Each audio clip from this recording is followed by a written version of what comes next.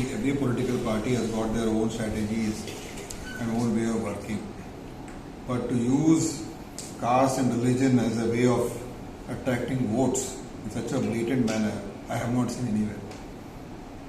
So I think this exposes the Aam Aadmi Party as to what kind of politics it does, and it's a blatant exhibition of casteism and using caste and religion as a tool to gain strength and gain votes.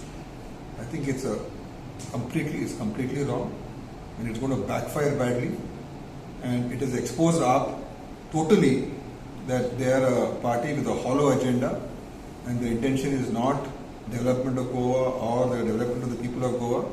It's just somehow to win, somehow to get votes. So it is a totally, I completely oppose this kind of